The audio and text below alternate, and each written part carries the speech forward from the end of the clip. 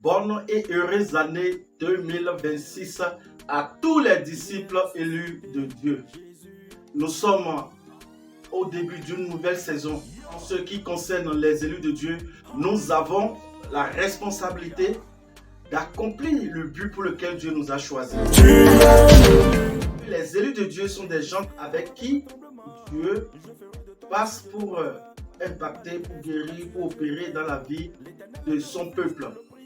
Pour réussir véritablement avec brio cette destinée en cette nouvelle année de 2026, il te faut une certaine résolution spirituelle sans lesquelles tu ne pourras pas accomplir le but pour lequel Dieu t'a accordé cette saison. Alors, voici 10 clés que le Seigneur va partager avec nous ce jour pour nous aider et amener à accomplir notre glorieuse destinée. Également des conseils que vous devez mettre en pratique afin de pouvoir réussir les différentes missions que Dieu vous a confiées pour cette nouvelle saison. Nous allons voir la première clé qui nous permettra de pouvoir accomplir notre glorieuse destinée. Tu aimeras ton Seigneur et ton Dieu plus que tout. Nous allons lire dans le livre de Matthieu 22, le verset 37, qui dit: Jésus lui dit, tu aimeras le Seigneur ton Dieu de tout ton cœur, de toute ton âme et de toutes tes pensées. Cela nécessite une entière obéissance à Dieu. Et cela nécessite également un abandon total de sa personne à Dieu. Cela nécessite de donner la première place à Dieu dans tout ce que tu vas faire. Élu de Dieu, quand tu traites avec Dieu, tu réussis mieux. Voici la deuxième clé. Voici le deuxième conseil que tu mettras en pratique pour réussir à accomplir tes destinées durant cette nouvelle saison. Tu aimeras ton semblable comme toi-même. N'est-ce pas merveilleux? Nous allons lire dans le livre de Marc 12, le verset 36. Voici le second. Tu aimeras ton prochain comme toi-même. Il n'y a pas d'autre commandement plus grand que ceux-là. C'est une suite de phrases. Tu aimeras ton prochain comme toi-même. Celui qui obéit à Dieu trouve faveur aux yeux de Dieu. Le Seigneur nous recommande d'aimer notre semblable comme nous-mêmes. Et quand nous parlons d'amour pour ses frères et sœurs, pour ses semblables, nous parlons d'une vérité qui vient de toi, élu de Dieu, envers ces personnes. Lorsque tu aimes quelqu'un, tu ne peux pas vouloir de son mal. Lorsque tu aimes quelqu'un, quand bien même cette personne est en train de trébucher, ça ne devrait pas être un sujet de moquerie pour toi. Non. Si tu l'aimes véritablement, tu vas le soutenir dans sa faiblesse, l'enseigner, l'éduquer, l'aider afin que sa vie change. Donc, il est très important de donner le même amour que tu as pour toi-même à tes semblables. Voici donc la troisième clé que nous allons voir. Tu dois être une solution à tes semblables. Et les élus de Dieu ont cette grande responsabilité. Ce fardeau-là est posé sur les têtes. Spécifiquement, les élus doivent mettre en pratique ces conseils que le Seigneur est en train de nous dévoiler encore ce jour. Nous allons lire dans le livre de Matthieu 20, le verset 28, pour illustrer ce que nous sommes en train de dire. Matthieu 20, le verset 28, qui dit: C'est ainsi que le Fils de l'homme est venu, non pour être servi, mais pour servir et donner sa vie comme rançon à plusieurs. Est-ce que vous comprenez quelque chose? Le Seigneur Jésus-Christ lorsqu'il était sur la terre, il était une aide, une solution à toute une multitude.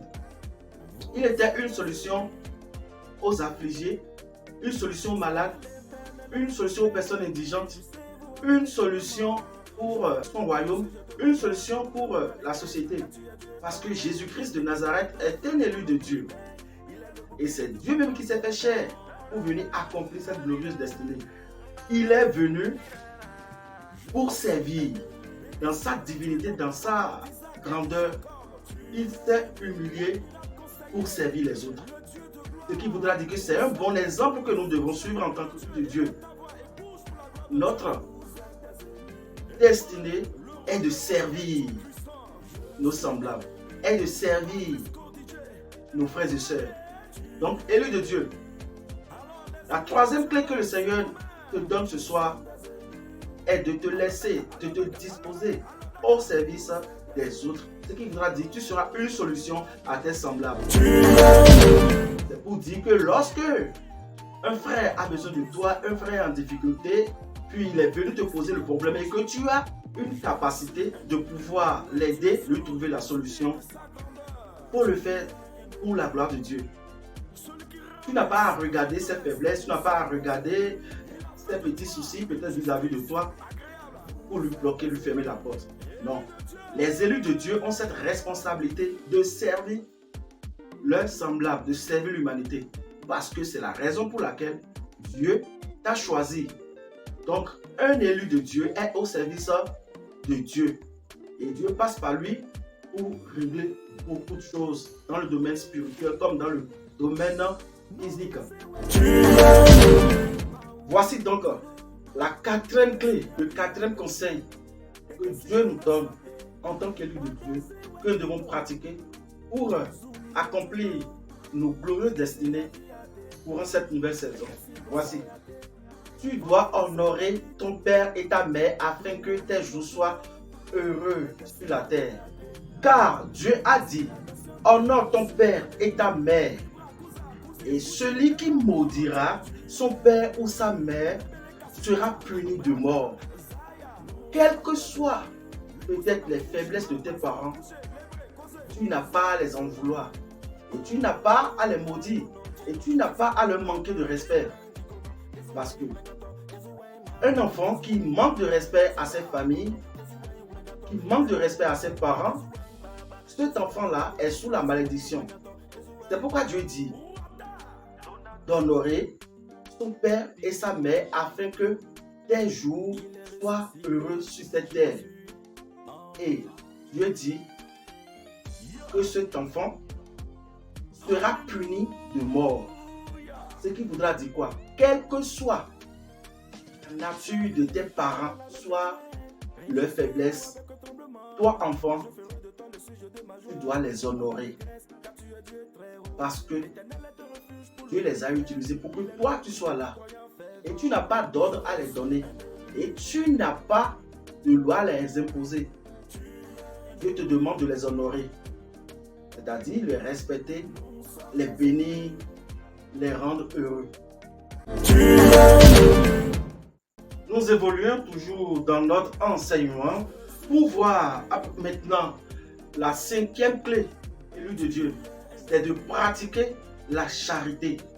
Nous allons lire dans le livre de 1 Corinthiens 13, le verset 1, qui dit « Quand je parlerai les langues des hommes et des anges, si je n'ai pas la charité, je suis un airain qui résonne ou une cymbale qui retentit. » Et la charité vient de l'amour pour Dieu. Si tu n'aimes pas Dieu, tu ne pourras pas faire du bien, venir en aide à tes semblables. Il est très important pour cette nouvelle saison de beaucoup pratiquer la charité.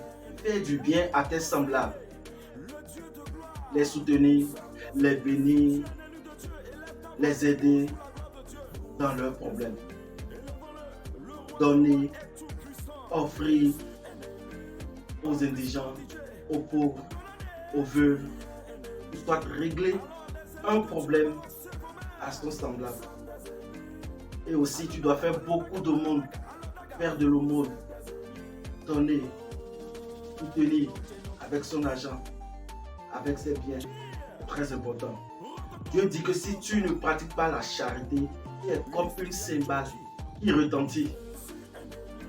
Ce qui voudra dire que si tu ne pratiques pas la charité, tu n'as pas en fait de la valeur vis-à-vis de Dieu. La sixième clé dont tu as besoin pour réussir en cette nouvelle saison de gloire. Voici donc la sixième clé. Tu dois annoncer l'évangile. Tu dois évangéliser, gagner des âmes pour le royaume de Dieu. C'est la mission noble que Dieu nous a confiée sur cette terre. En tant qu'élu de Dieu, tu dois pouvoir le faire. Et si tu n'as pas l'habitude de le faire, je t'encourage, si tu veux vraiment rentrer dans tes prospérités à tous égards, je t'encourage d'évangéliser, d'annoncer la parole, d'annoncer la résurrection du Christ, d'annoncer la vérité de la parole de Dieu et de démontrer l'amour que Christ a pour nous afin de se sacrifier à la croix de Golgotha pour nous sauver. Dieu nous donne, nous recommande d'aller annoncer la bonne nouvelle. La clé qui est l'évangélisation va débloquer encore d'autres portes de bénédiction spirituelle en notre faveur. Ne vous découragez pas, ne remettez pas à demain. Demain je le ferai. Et pour finir, tu n'évangélises jamais. Élu de Dieu, tu n'es pas une personne ordinaire. Saisis la clé d'évangélisation pour impacter des vies. Pour que Dieu puisse passer par ton canal pour sauver des vies dans le compte de son royaume. Et cela sera un honneur pour toi. Nous allons lire Luc 4, le verset 18 pour appuyer notre commentaire. Luc 4, verset 18 qui dit: L'Esprit de Dieu est sur moi parce qu'il m'a oint pour annoncer la bonne nouvelle aux pauvres. Il m'a envoyé pour guérir ceux qui ont le cœur brisé. Alléluia. Élu de Dieu, Dieu t'a déjà donné la capacité d'aller évangéliser. Parce qu'il t'a donné son esprit. Et son esprit est déjà sur toi. Parce que tu n'es pas une personne ordinaire. Tu as un feu en toi. Il te recommande juste de sortir, évangéliser, prier pour les malades, imposer les mains, afin que lui puisse opérer à travers ton canal. Et lorsque tu vas déployer, utiliser cette clé d'évangélisation, tu verras que d'autres portes spirituelles s'ouvriront en ta faveur. Et tu vas prospérer à tous égards, comme l'état de ton âme. La septième clé, Dieu dit que tu dois activer ta vie de prière. C'est-à-dire, prier sans cesse. Si tu ne pries pas et si tu n'écoutes pas Dieu, comment tu pourras accomplir la mission qu'il t'a confiée? Comment tu pourras avoir les directives qu'il faut pour mieux faire, bien faire, selon sa recommandation? La prière, ce n'est pas un rituel de récitation, non. La prière est une communication avec Dieu. Tu ne pourras pas réussir, arriver à faire de grandes choses avec Dieu si tu n'es pas en communion avec lui, si tu n'es pas en communion avec le Saint-Esprit. C'est-à-dire de prier pour recevoir les instructions de Dieu, de prier pour soi-même, de prier également pour ses semblables. Lorsque vous priez en faveur de vos semblables, vous intercédez en faveur de vos semblables, je vous assure que vous êtes en train de toucher le cœur de Dieu sans le savoir. La huitième clé qui te permettra de réussir brillamment dans la volonté de Dieu, cette nouvelle saison qui vient de commencer, est de pardonner à tes semblables. Tu dois pardonner à tes semblables. Celui qui ne pardonne pas, Dieu ne l'agrée pas. Celui qui ne pardonne pas à ses semblables véritablement, Dieu ne l'approuve pas. Et parlant du pardon, nous allons voir comment le Seigneur aussi, notre Seigneur et Sauveur Jésus-Christ s'est comporté. Vous êtes d'accord avec moi, parlant du pardon que le Seigneur Jésus-Christ de Nazareth nous a pardonné tous. Lorsqu'il était sur la croix, lorsqu'il a été crucifié, qu'est-ce qu'il a dit? Il a dit: Père, pardonne-leur, car ils ne savent pas ce qu'ils font. Regardez cette profondeur d'amour. Nous l'avons affligé de coups, nous l'avons tabassé, nous avons déchiré son corps. Et après, nous avons enfoncé des clous dans ses mains, dans ses pieds. Qu'a-t-il fait pour mériter cela? Rien. Mais dans tout ça, l'amour de Dieu pour nous est tellement grand. Il dit, Père, pardonne-leur, car ils ne savent pas ce qu'ils font. N'est-ce pas, bien-aimé? Et toi-même, élu, tu as reçu aussi la même autorité pour pouvoir manifester le pardon envers tes semblables. Parce que le cœur qui ne pardonne pas n'est jamais agréable à Dieu. Et Dieu lui fait du bien encore par sa grâce. Nous allons lire le livre de Matthieu 9, le verset 6. Il dit, Or, afin que vous sachiez que le Fils de l'homme a sur la terre le pouvoir de pardonner les péchés. Ça veut dire que Dieu nous a donné le pouvoir de pardonner les péchés. Et pourquoi Dieu t'envoie, élu de Dieu, ces clés-là? C'est pour que tu puisses marcher dans la réussite, dans le bonheur, dans sa volonté et être un témoignage à Dieu. Et si tu veux que les choses changent véritablement autour de toi, il faut aussi changer les choses dans ton comportement. La 9e clé que Dieu nous enseigne ce soir, élu de Dieu, tu dois marcher dans la crainte de Dieu. Tu dois marcher permanemment dans la crainte de Dieu durant tout ton parcours sur cette terre. Très important. Parce que si tu ne crains pas le Seigneur, tu n'auras pas la sagesse. Et si tu ne crains pas véritablement Dieu, tu ne pourras pas grandir en fait en sagesse. Nous allons lire ce verset pour illustrer cela. Ecclésiaste 8, le verset 12. Qui dit, je sais aussi que le bonheur est pour ceux qui craignent Dieu, parce qu'ils ont la crainte devant lui. Alléluia. Donc, la crainte de Dieu t'amène à vivre le bonheur divin gratuitement. Pourquoi ne pas craindre le Seigneur? Parce que tu vas vivre le bonheur avec Dieu lorsque tu le crains. Nous allons lire un deuxième verset pour appuyer encore, toujours dans le livre d'Ecclésiaste. Ecclésiaste 8, le verset 13, qui dit, le bonheur n'est pas pour le méchant, et il ne prolongera point ses jours, pas plus que l'ombre, parce qu'il n'a pas la crainte devant Dieu. Et pour finir, voici la 10e clé que le Seigneur nous a réservée, c'est-à-dire le 10e conseil que tu mettras en pratique afin de pouvoir accomplir tes destinées pour cette nouvelle saison qui vient de commencer. Tu vas demander à Dieu d'augmenter ta sagesse. Dieu dit, si quelqu'un manque de sagesse, et qu'il lui demande, il lui donnera sans retour. Et tu as besoin de la sagesse pour pouvoir décrocher certaines victoires. L'homme sage est un homme averti. C'est celui-là qui est patient, très dans la colère. Ecclésiaste 7, le verset 19. Il dit, la sagesse rend le sage plus fort que 10 chefs qui sont dans une ville. Alléluia. Ce qui voudra dire que la personne qui est sage, celui qui est sage, est plus fort que 10 chefs insensés, que 10 chefs qui manquent de la sagesse. Donc, la clé de la sagesse que le Seigneur te donne, toi élu aujourd'hui, c'est pour pouvoir débloquer, déverrouiller, ouvrir des portes spirituelles qui sont devant toi pour ta prospérité spirituelle et matérielle et financière. Voilà. Nous allons lire dans le livre de Jacques qui dit, la sagesse d'en haut est premièrement pure, ensuite pacifique, modérée, conciliante, pleine de miséricorde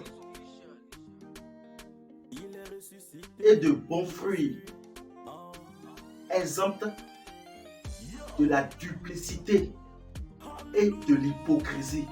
De mener une vie de duplicité, de mensonge, de division. Un sage ne peut pas se permettre d'être hypocrite. Et quand tu es sage, il y a de ces choses-là que tu ne fais plus. Élu de Dieu, ta destinée, il n'y a personne, je dis bien, personne pour l'accomplir. Il n'y a que toi, oui, toi, pour l'accomplir.